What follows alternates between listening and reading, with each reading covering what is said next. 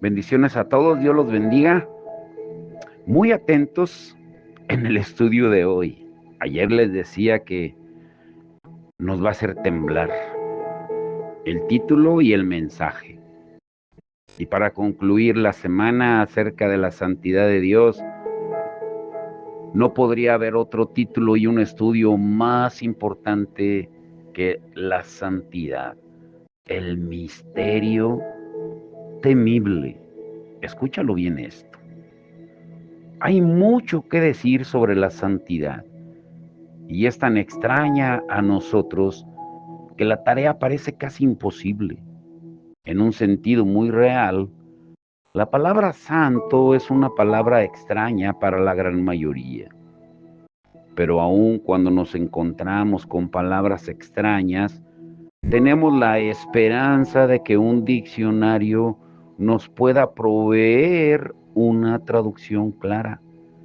El problema, sin embargo, es que la palabra santo es extraña a todos los lenguajes. No existe un diccionario adecuado para definirla. Nuestro problema con la definición se hace más difícil porque en la Biblia la palabra santo se usa en más de una manera. En un sentido, la Biblia la usa de forma muy relacionada con la bondad de Dios. Ha sido la costumbre definir santo como pureza, libre de mancha, totalmente perfecto e inmaculado en cada detalle. Pureza es la primera palabra en que la mayoría de nosotros piensa al escuchar la palabra santo. Es cierto que la Biblia usa la palabra de esa manera, sin embargo, la idea de la pureza o perfección moral es, en el mejor caso, un significado secundario de ese término en la Biblia. Cuando los serafines que vimos en el capítulo 6 de Isaías cantaban su himno, ellos estaban diciendo algo más que pureza, pureza, pureza es Dios. No, ellos decían santo, santo, santo. El significado primario de santo, como ya lo hemos estudiado incluso el domingo, es separado y viene de una palabra antigua que significa cortar o separar. Traducir este significado básico en lengua contemporánea sería usar la frase un corte aparte. Tal vez sería aún más exacta la frase un corte arriba de algo. Cuando encontramos un vestido u otro artículo de importancia, usamos la expresión está por encima de los demás. La santidad de Dios es más que separación. Su santidad también es trascendencia. La palabra trascendencia significa literalmente ascender a través. Es definida como exceder los límites usuales. Trascender es elevarse sobre algo, ir por encima y más allá de cierto límite. Cuando hablamos de la trascendencia de Dios, estamos hablando acerca del sentido en el cual Dios está por encima y más allá de nosotros. La trascendencia describe su suprema y absoluta grandeza. La palabra también es usada para describir la relación de Dios con el mundo. Él es más alto que el mundo. Él tiene un poder absoluto sobre el mundo. El mundo no tiene ningún poder sobre él. La trascendencia describe a Dios en su consumidora majestad, su exaltada superioridad, apunta hacia la infinita distancia que lo separa de toda criatura. Él está infinitamente por encima de todo lo demás. Cuando la Biblia llama a Dios santo, significa primariamente que Él es trascendentalmente separado, que está por encima y más allá de nosotros, que nos parece casi totalmente extraño. Ser santo es ser otro, ser diferente en una manera especial. El mismo significado básico se usa cuando la palabra santo es aplicada a cosas terrenales.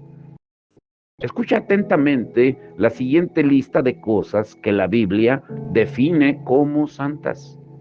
Por ejemplo, llama tierra santa, día santo, templo santo, vestimenta santa, casa santa, diezmo santo, incienso santos, pan santo, simiente santa, pacto santo, convocación santa, nación santa, santo aceite de la unción, jubileo santo, terreno santo, agua santa, arca santa, ciudad santa, palabra santa, seres santos, lugar santísimo, pueblo santo. Esta lista no lo incluye todo, pero sirve para mostrarnos que la palabra santo es aplicada a toda clase de cosas, además de Dios. En cada caso es usada para expresar algo más que una cualidad moral o ética. Las cosas santas son cosas separadas del resto que han sido apartadas de lo común, consagradas al Señor para su servicio. Las cosas en la lista que leímos no son santas en sí mismas, ni siquiera las personas. Para llegar a ser santas, primero tuvieron que ser consagradas o santificadas por Dios. Solo Dios es santo en sí mismo y solo Él puede santificar a algo más. Solo Dios puede con su toque hacer que lo común se convierta en algo especial, diferente y separado. Y notemos cómo el Antiguo Testamento considera las cosas que han sido santificadas. Todo lo que es santo posee un carácter peculiar y es que ha sido separado de un uso común y no puede ser tocado, no puede ser comido, no puede ser usado para asuntos comunes. Pero ¿dónde entra la pureza en esto? Estamos tan acostumbrados a igualar la santidad con la pureza o con la perfección ética que en cuanto la palabra santidad aparece, la asociamos con la pureza. Cuando las cosas son hechas santas, cuando son consagradas, ellas son separadas para ser puras y tienen que ser usadas de tal forma. Ellas tienen que reflejar pureza tanto como simple separación. La pureza no es excluida de la idea de ser santo, sino que está contenida en dicho concepto. Pero el punto que debemos recordar es que la idea de lo santo no es completa solamente con la idea de la pureza. La santidad incluye pureza, pero es mucho más que eso. Es pureza y trascendencia. Es por ende una pureza trascendente. Cuando usamos la palabra santo para describir a Dios, enfrentamos otro problema. Con frecuencia describimos a Dios reuniendo una lista de cualidades o características que llamamos atributos. Decimos que Dios es espíritu, que lo conoce todo, que es amoroso, que es justo, misericordioso, un Dios de gracia, etcétera, etcétera. Y la tendencia es agregar la idea de santo a esa larga lista de atributos como solo uno más. Pero cuando la palabra santo, es aplicada a Dios, no significa solo un atributo. Al contrario, Dios es llamado santo en un sentido general. La palabra es usada como un sinónimo de su deidad. Es decir, santo se refiere a todo lo que Dios es.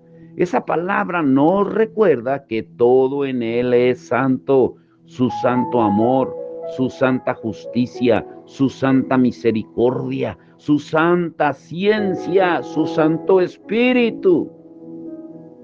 Hemos visto que el término santo se refiere también a la trascendencia de Dios, por la cual Él está por encima y más allá del mundo. Hemos visto también que Dios puede acercarse y consagrar cosas terrenales y hacerlas santas. Su toque repentinamente convierte lo común en especial. Con esto confirmamos que nada en este mundo es santo en sí mismo. Solo Dios puede hacer algo santo. Solo Dios puede consagrar. Cuando nosotros llamamos santo a algo que no es santo, cometemos el pecado de idolatría. Le damos a las cosas comunes el respeto, la admiración, el homenaje y la adoración que solo le pertenecen a Dios. Adorar a las criaturas antes que al Creador es la esencia de la idolatría. La fabricación de ídolos siempre ha sido un lucrativo negocio. Algunos ídolos son hechos de madera, otros de piedra, otros de metales preciosos, de barro, de arcilla, de yeso. Y los fabricantes de ídolo o de ídolos adquieren los mejores materiales y luego realizan su obra trabajando largas horas para formar sus imágenes. Y cuando terminan, barren el piso de sus talleres, ordenan sus herramientas, después se arrodillan y comienzan a hablarle al ídolo que recién fabricaron. Ahora, imagina hablarle a un pedazo mudo de madera o de piedra. Pues es imposible que esas cosas escuchen lo que se les dice porque fueron hechas por el hombre. No pueden responder ni ayudar. Son sordas, mudas e impotentes. Pero la gente aún les atribuye santidad y poder y les adora. Algunos idólatras han sido un poco más sofisticados y en lugar de adorar imágenes de piedra o altares paganos, han adorado al sol, la luna o bien alguna cosa de la creación. Pero el sol también es creado y no hay nada trascendente y santo acerca de la luna. Esas cosas son parte de la naturaleza, todas son creadas. Pueden ser impresionantes, pero no están por encima ni van más allá de ser cosas creadas y por ende no son santas. Adorar un ídolo envuelve llamar a algo santo cuando no lo es. Recuerda que solo Dios puede consagrar. Cuando un ministro consagra un matrimonio o el pan de la cena del Señor, se entiende que él solo está proclamando una realidad que Dios ya ha consagrado.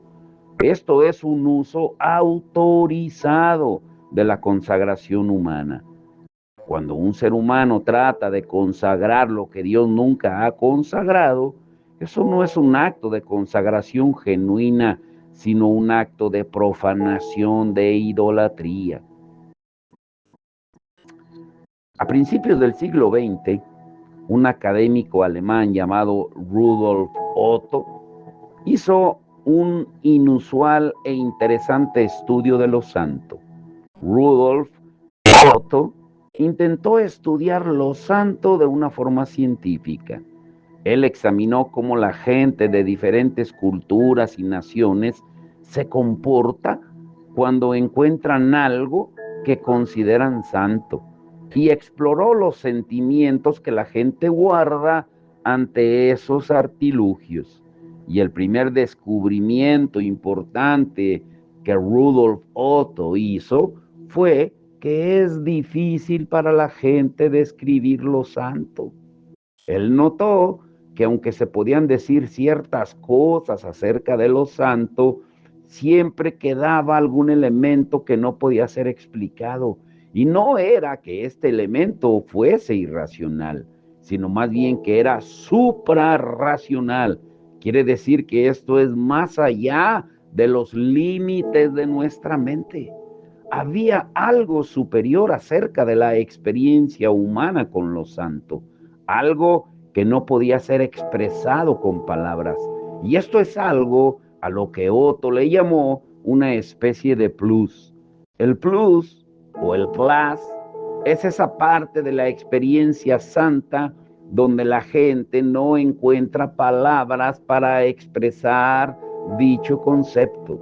Es el elemento espiritual que desafía toda descripción adecuada. Y posteriormente él acuñó un término para lo santo. Él le llamó el mysterium tremendum, que traducido significa el misterio tremendo. Y él lo describió así: este sentimiento puede venir a veces arrasando como una suave ola que invade la mente, con una apacible disposición de profunda adoración. Esto puede convertirse en una actitud del alma más fija y permanente que se prolonga conmovedoramente vibrante y emocionante, hasta que se disipa regresando al alma a su estado profano, no religioso de la experiencia cotidiana. Puede estallar en una repentina erupción de las profundidades del alma con espasmos y convulsiones o guiar hacia alguna extraña excitación, un intoxicado frenesí, una transportación o un éxtasis. Tiene sus formas histéricas y demoníacas y puede descender hasta casi un estado de terror y convulsiones. Tiene manifestaciones iniciales bárbaramente crudas para luego convertirse en algo hermoso, puro y glorioso. Puede ser la silenciosa y temblorosa humildad de la criatura en la presencia de quién o qué, la presencia de aquello que es un misterio inexpresable y más allá de toda cosa creada. Otto habló del tremendum por causa del temor que lo santo le provocaba. Lo santo nos llena con una especie de pavor. Nosotros usamos expresiones como, ay, se me congeló la sangre o mi carne se estremeció. Pensemos en uno de los cantos espirituales, bueno, sobre todo en Estados Unidos, que cantan los negritos. Estabas ahí cuando crucificaron a mi Señor. Y el coro de ese himno dice, a veces esto me hace temblar, temblar, temblar. Y usualmente tenemos sentimientos mezclados acerca de lo santo. Hay un sentido en el cual a la vez que somos atraídos por ello, también lo repudiamos. Algo nos atrae y al mismo tiempo queremos alejarnos y pareciera que no podemos decidir qué escoger, porque parte de nosotros anhela lo santo y otra parte lo desprecia. No podemos vivir ni con ni sin ello. Nuestra actitud hacia lo santo es similar a nuestra postura para con las historias de fantasmas y las películas de terror. Los niños le ruegan a sus padres que les cuenten historias de fantasmas hasta que se asustan tanto que les dicen que paren.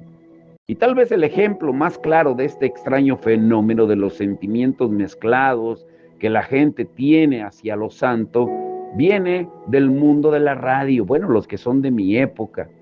Antes de la venida de la televisión, los programas de radio eran lo más importante del entretenimiento en el hogar. Diariamente un sinnúmero de narraciones nos tenían al filo del asiento.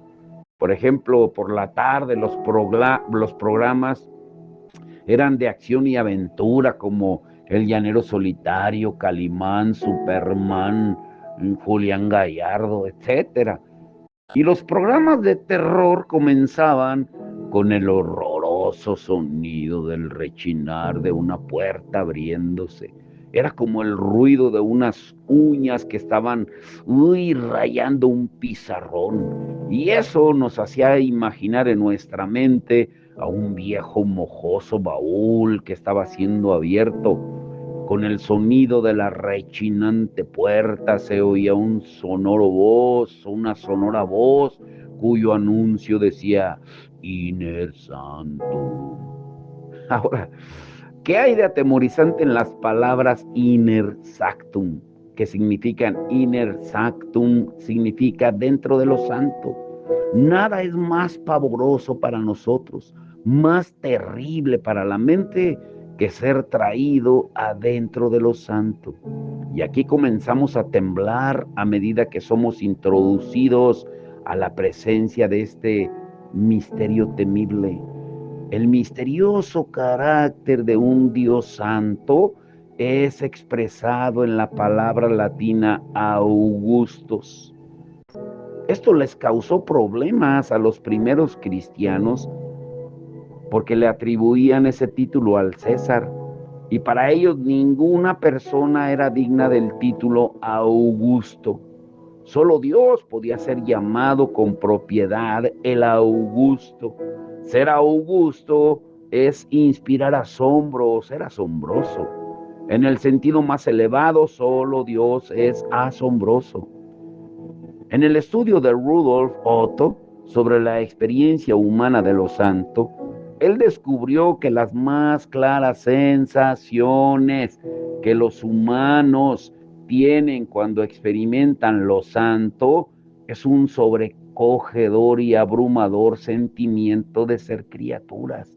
Es decir, cuando somos conscientes de la presencia de Dios, notamos más que somos criaturas. Cuando nos encontramos con el absoluto, sabemos de inmediato que nosotros no somos absolutos. Cuando nos hallamos con el infinito, nos hacemos agudamente conscientes de que nosotros somos finitos. Cuando vislumbramos al Eterno, sabemos que somos temporales. Encontramos que nosotros somos criaturas ante un Dios poderoso. Encontrarse con un Dios es un poderoso estudio de contrastes. Nuestro contraste con el otro es sobrecogedor. El profeta Jeremías se quejó con Dios. En Jeremías 27 le dijo: me sedujiste, oh Jehová, y fui seducido. Más fuerte fuiste que yo y me venciste.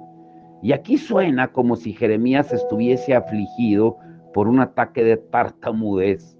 Normalmente la Biblia es breve en sus expresiones y economiza, resume el lenguaje. Jeremías rompe esa regla tomando tiempo para expresar lo obvio. Él dice: me sedujiste y fui seducido. La última frase pues ya es un desperdicio de palabras. Por supuesto, Jeremías fue seducido. Si Dios lo sedujo, ¿cómo podía no sentirse seducido? Si Dios lo sobrecogió, ¿cómo podía no estar sobrecogido? Tal vez Jeremías solo quería asegurarse que Dios entendía su queja. Tal vez estaba usando el método hebreo de repetición para indicar énfasis. Jeremías fue seducido y sobrecogido. Él se sentía impotente y desamparado ante el absoluto poder de Dios. Y en ese momento Jeremías estaba supremamente consciente de su condición de criatura. No siempre es placentero que se nos recuerde que somos criaturas. Las palabras originales de la tentación de Satanás son difíciles de olvidar cuando tentó a Eva en el jardín. En Génesis 3:5, seréis como dioses. Esta horrible mentira de Satanás es una mentira que nos encantaría creer. Si pudiéramos ser como Dios, seríamos inmortales, infalibles e irresistibles. Tendríamos una cantidad de poderes que no tenemos ni podemos tener.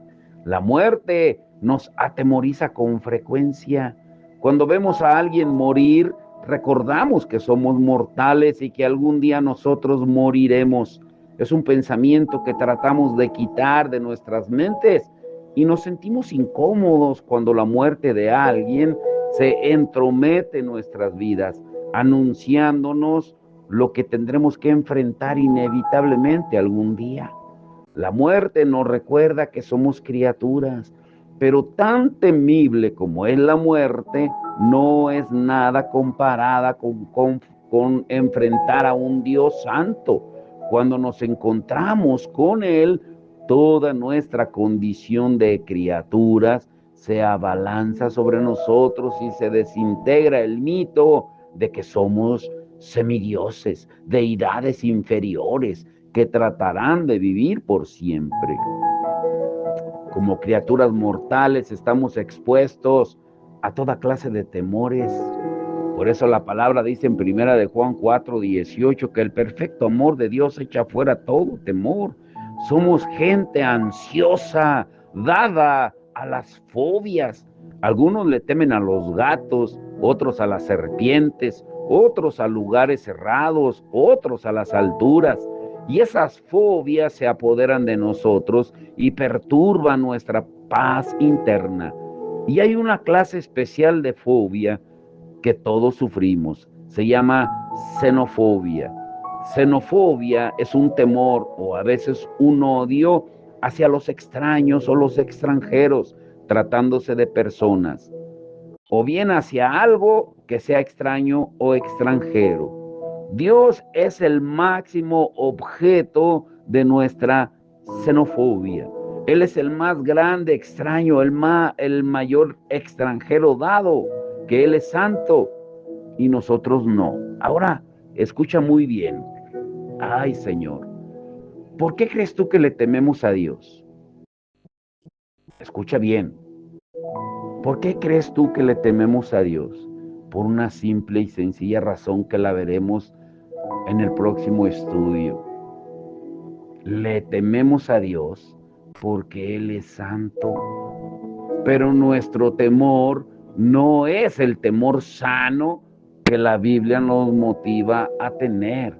Nuestro temor es un temor servil, un temor nacido del miedo.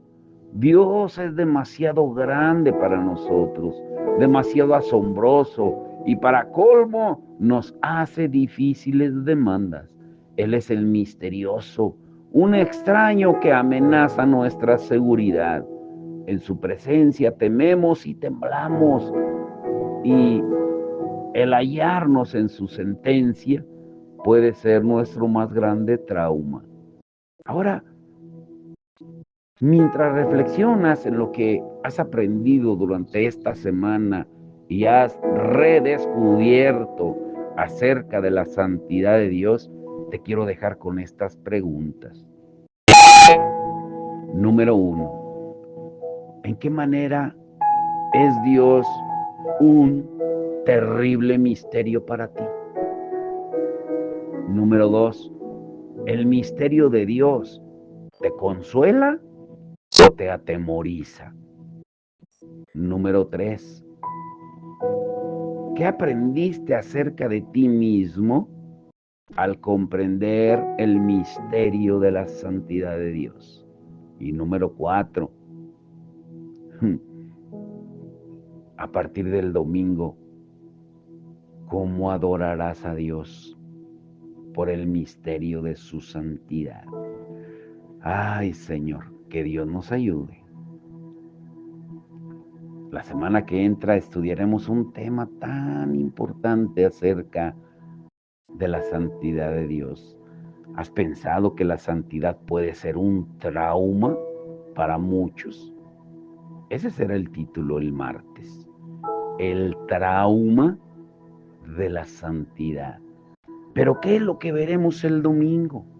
Bueno, siguiendo con esta línea de la santidad de Dios, estudiaremos las estrategias de Satanás contra la santidad.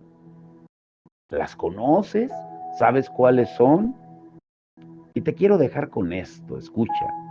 Desde el momento que entregamos nuestra vida a Cristo, comenzó una guerra en este mundo por nuestras almas, una lucha espiritual diaria. Y escucha bien, Tanto Satanás como Dios utilizan estrategias. Dios las utiliza para que salgamos vencedores y Satanás para mantenernos derrotados en nuestra vida espiritual. Y Satanás utiliza básicamente tres estrategias que durante miles de años le han funcionado para mantener a la gente y sobre todo a los creyentes para no cumplir la voluntad de Dios. ¿Y cuáles son esas tres estrategias? Número uno, la condenación. Número dos, la tentación. Y número tres, la más ignorada. ¿Sabes cuál es? Te dejo con eso. El domingo lo descubrirás. Pero vamos a orar y que el Señor nos ayude y que se glorifique hoy por la tarde en el hospital de Salamanca, junto con todos los voluntarios que han dispuesto su corazón para servir y que el día de mañana sea un tiempo poderoso para los jóvenes allá con el pastor Antonio en Salamanca. Y el domingo que todos nos gocemos dando un servicio a nuestro Dios poderoso de alabanza y adoración como Él lo merece en todos los lugares del mundo. Vamos a orar, Padre, en el nombre de Jesús. Señor, hemos puesto las peticiones delante de ti, todo con el mismo fin, que tú te glorifiques en cada una de ellas. La principal, Señor, que entendamos la santidad, que aprendamos realmente lo que tú nos enseñaste en la oración modelo del Padre nuestro. Santificado sea tu nombre, venga tu reino, hágase tu voluntad en el cielo como en la tierra. Si tu nombre no es santificado en la tierra, tu voluntad no puede ser hecha. Por eso te rogamos que entendamos estos mensajes tan importantes acerca de tu santidad y que hoy te glorifiques por la tarde, por la noche allá en Salamanca, en el hospital y también con el hermano Adrián, en el jardín principal de Salamanca, Señor, que seas tú glorificado con poder y que el día de mañana también tú lo hagas con cada joven, que traiga a los jóvenes del norte, del sur, del este, del oeste, para que sean llenos de tu Espíritu Santo, Señor. Rescata a los jóvenes, Señor, que están sufriendo tanto peligro y acoso de los malos aquí en Guanajuato, Señor, te lo rogamos. Señor, y también por cada servicio que se tendrá el domingo, que es el día tuyo, el día del Señor, el día que tú estableciste, para servirte, para adorarte, para glorificarte, porque es lo único que podemos darte, alabanza y adoración, porque ya no es con sacrificio de animales, sino con fruto de labios que confiesan tu santo nombre. Te damos todo el honor y la gloria, Señor, y que tú nos sigas ayudando a permanecer firmes y fieles a ti, Señor, fieles hasta la muerte, como dices tú en el libro de Apocalipsis, y de lo demás te encargas tú. Te damos todo el honor y la gloria y también, Señor, que el domingo por la tarde te glorifiques en Ranchos Unidos con aquellas familias, Señor, en esa misión que tú has puesto en el corazón de cada uno de los que disponen su tiempo para recibir tu palabra. Te damos todo el honor y la gloria en el nombre de Jesús. Amén y amén.